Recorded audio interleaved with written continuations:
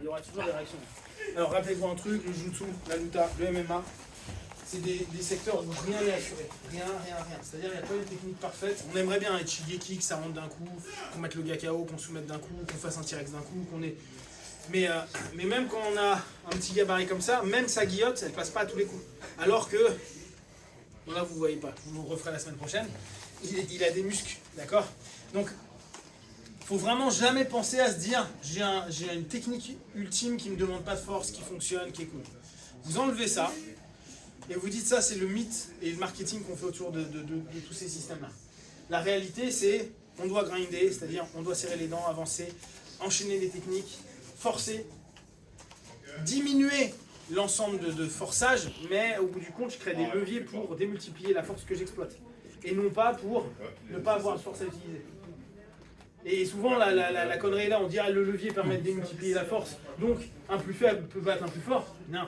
La force du plus faible à 100% plus le levier, comme multiplié par le levier, va te donner peut-être une force plus forte que la personne qui est déstabilisée, instable, donc qui a perdu de la force, et qui va se retrouver dans un mouvement qui ne pourra pas pouvoir gérer. Mais l'absolu est que le fort restera fort et que le faible restera faible. D'accord? C'est hyper important à garder en tête parce que sinon on se fait des mythes à la con à se dire ah mais je comprends pas, ça marche pas la technique. Mais parce que le mec il est fort en fait.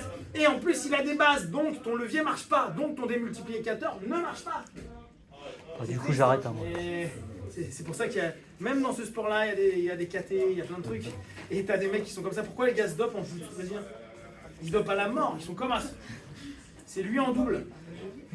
Et dans le même KT. C'est ça la faible. Donc on est là. Et attention, la taille ne signifie pas la faiblesse à ce moment-là. Regardez le rapport poids-puissance qu'elle a. Si on l'avait à un David, elle serait plus puissante qu'un David. Donc on est là, pardon. On est en 2-1, j'arrive là, je suis ici. Là le problème c'est que je tente d'avoir ça, mais David il est vif. Donc je vais switcher, d'accord? À la place de rentrer en interne, là, je vais directement partir à l'opposé. Vous avez vu comme si je faisais un Yoko Tobigiri en karaté. D'accord? Je suis là. Celui-ci va me servir de cale. Ok? Là, je vais réutiliser cette notion du gi. Vous avez vu, là, ça l'embête.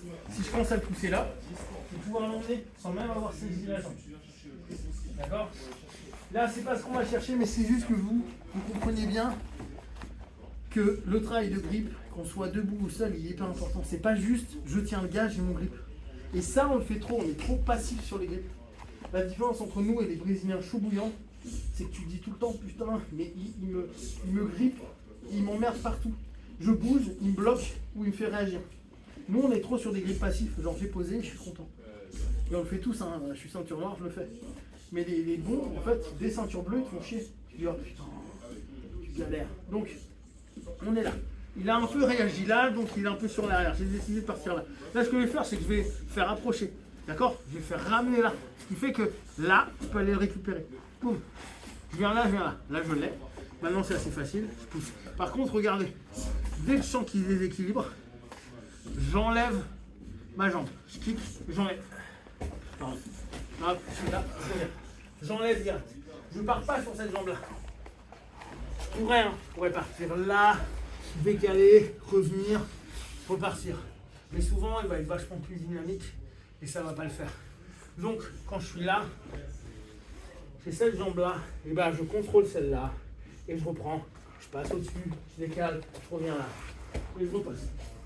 D'accord? Passez toujours du même côté. Même si c'est plus tentant au départ d'aller là. D'accord? Donc on revient. On est ici. Je suis là, je passe. Je fixe. Je tire. Je reviens. Tente d'aller l'attaquer. Il ne veut pas. Je reviens. J'insère. Ce qui est cool quand on est sur le flanc, c'est que je peux, moi, vachement rentrer. Vous voyez comment c'est chiant pour lui? Je suis là. Maintenant, je kick. Je ramène. Je repasse ma balle. Je contrôle. Je passe. Je décale. Et je reviens. La fin est la même. C'est bon pour tout le monde? Allez, Jimmy.